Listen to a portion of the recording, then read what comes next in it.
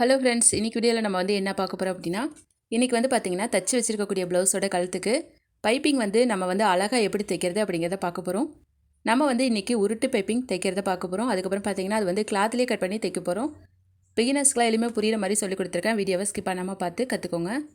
நீங்கள் புதுசாக இந்த சேனலுக்குள்ளே வந்திருக்கீங்கன்னா சேனலை சப்ஸ்கிரைப் பண்ணிக்கோங்க. மறக்காமல் பெல் ஐக்கானை கிளிக் பண்ணிக்கோங்க. ப்ளவுஸ் தச்சு முடிச்சிட்டோம். இந்த ப்ளவுஸுக்கு தகுந்த மாதிரி இப்போ பைப்பிங் கொடுக்க போகிறோம். பைப்பிங் பார்த்தீங்கன்னா நம்மளோட ப்ளவுஸுக்கு தகுந்த மாதிரி இருக்கணும். அந்த மாதிரி ஒரு கிளாத் எடுத்துக்கோங்க. இப்போ நம்ம எடுத்துருக்கக்கூடிய கிளாத்தில் கிராஸாக ஒரு லைன் கட் பண்ணிக்கோங்க. அதுக்கப்புறம் 3/4 இன்ச் நீங்கள் மார்க் பண்ணிவிட்டு அந்த லைனை கட் பண்ணி எடுத்துக்கோங்க. ஒரே அளவில் கிளாத் வரணும். இப்போ நம்ம கட் பண்ணியிருக்கக்கூடிய கிளாத் எடுத்து அதுக்கு மேலே வச்சுட்டு இதே மாதிரி நம்மளுக்கு தேவையான அளவுக்கு கட் பண்ணி எடுத்துக்கலாம். நம்ம 3/4 இன்ச் அளவில் எடுத்தோம்னா சரியாக இருக்கும். அதே அளவை ஃபாலோ பண்ணி நீங்கள் கட் பண்ணி எடுத்துக்கோங்க. இப்போ பார்த்தீங்கன்னா நம்ம கட் பண்ணி எடுத்துக்கிட்டோம். அடுத்ததாக நம்ம எடுத்துருக்கக்கூடிய எல்லா கிளாத்தையும் லைனாக ஜாயின் பண்ணணும். ஜாயின் பண்ணும்போது இந்த மாதிரி கிளாத்தை கிராஸாக வச்சுட்டு ஜாயின் பண்ணோம் அப்படின்னா நம்மளுக்கு அந்த ஒரு முடிச்சு மாதிரி வராது, பார்க்குறக்கு நீட்டாக இருக்கும். இந்த மாதிரி நீங்கள் ஒவ்வொரு கிளாத்தையுமே ஜாயின் பண்ணி எடுத்துக்கோங்க. நீங்கள் தைச்சிருக்கிறது நேராக வரலைன்னா திருப்பி பிரிச்சுட்டு இன்னொரு தடவை ஜாயின் பண்ணிக்கோங்க, கரெக்டாக வந்துடும். இந்த மாதிரி எல்லா கிளாத்தையும் ஜாயின் பண்ணி எடுத்துக்கோங்க. ஒரு பீஸ் லைனாக வரும் நம்மளுக்கு. இப்போ நம்ம லைனாக எடுத்துருக்கோம் இல்லையா, இந்த கிளாத்தோட உள்பகுதியில் கொஞ்சமாக நம்ம மடித்து தையல் போடணும். ஒரு சைடு மட்டும் உள்பகுதியில் மடித்து தையல் போட்டுக்கோங்க. உள் சைடு உங்களால் எவ்வளோ குட்டியாக மடிக்க முடியுமோ அந்த அளவுக்கு மடிச்சுட்டு தையல் போட்டுருங்க. இதே மாதிரி நீங்கள் எடுத்துருக்கக்கூடிய கிளாத் எல்லாத்தையுமே தைச்சி எடுத்துக்கோங்க. எப்போதுமே பைப்பிங் தைக்கிறதுக்காக நம்ம கிளாத்தை இந்த மாதிரி ரெடி பண்ணி எடுத்துக்கிட்டோம்னா தைக்கிறதுக்கு ரொம்ப ஈஸியாக இருக்கும். கிளாத் நீங்கள் நேராக இருக்கா அப்படிங்கிறதே கவனிச்சிக்கோங்க. இப்போ நம்ம பைப்பிங் எப்படி கொடுக்குறது அப்படிங்கிறத பார்த்தலாம். ஆல்ரெடி நான் கழுத்து பீஸ் எல்லாமே கொடுத்து ஜாயின் பண்ணி நான் ஒரு ப்ளவுஸே கம்ப்ளீட் பண்ணிட்டேன். ப்ளவுஸ் தச்சு முடித்தாலுமே நம்ம பைப்பிங் கொடுத்துக்கலாம். ஆல்ரெடி நம்ம எடுத்துருக்கோம் இல்லையா, அந்த கிளாத்தோட நல்ல பக்கம் மேலே இருக்க மாதிரி எடுத்துக்கோங்க. ப்ளவுஸ் தைச்சிருக்கோம் இல்லையா, ப்ளவுஸோட கழுத்து நல்ல பக்கம் கீழே இருக்கணும், அந்த மாதிரி எடுத்துக்கோங்க.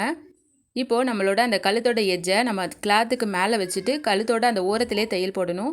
இந்த தையல் ரொம்பவே முக்கியம். ஓரத்திலே வந்துச்சுன்னா தான் உங்களுக்கு ஒரே அளவுக்கு தையல் வரும். ரொம்பவே குட்டியாக நீங்கள் அந்த ஓரத்திலே தையல் போட்டு கொண்டு வந்துடுங்க. கிளாத்தை மட்டும் நேராக எடுத்து வச்சு கம்ப்ளீட் பண்ணிடுங்க.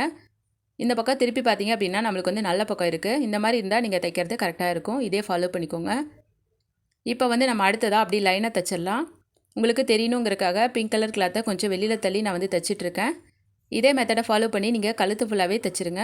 தைக்கும்போது ஒரே அளவுக்கு தையல் வரணும். இல்லைனா பைப்பிங் பெருசு சின்னதுன்னு வந்துடும், பார்த்துக்கோங்க. ஒரு லைன் தைச்சிட்டோம் இல்லையா, அடுத்ததாக நல்ல பக்கம் திருப்பிக்கலாம். இப்போ நம்ம எவ்வளோ துணி தைச்சிருக்கோமோ அதை உள் பக்கம் அடிச்சுக்கலாம். இதை நீங்கள் நல்லா கவனிச்சுக்கோங்க. உங்களுக்கு எந்த அளவுக்கு பைப்பிங் வேணுமோ அந்தளவுக்கு நீங்கள் கிளாத்தை மடிச்சுக்கணும்.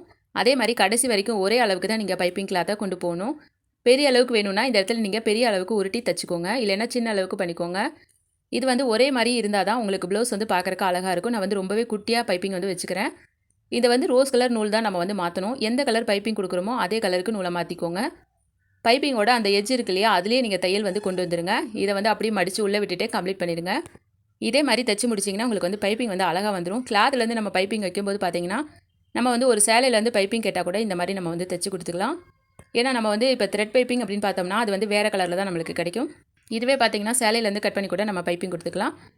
இதே மெத்தடை ஃபாலோ பண்ணி நீங்கள் உங்களோட ப்ளவுஸில் பைப்பிங் வச்சுக்கோங்க. ரொம்பவே ஈஸியாக இருக்கும்.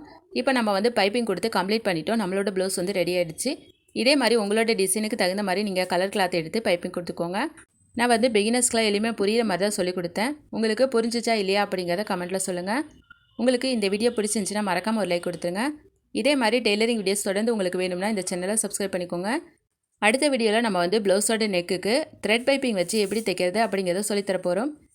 நீங்கள் அதுக்காக சேனலை சப்ஸ்கிரைப் பண்ணிக்கோங்க, நோட்டிஃபிகேஷனை ஆன் பண்ணிக்கோங்க. நெக்ஸ்ட் வீடியோவில் பார்க்கலாம் ஃப்ரெண்ட்ஸ்.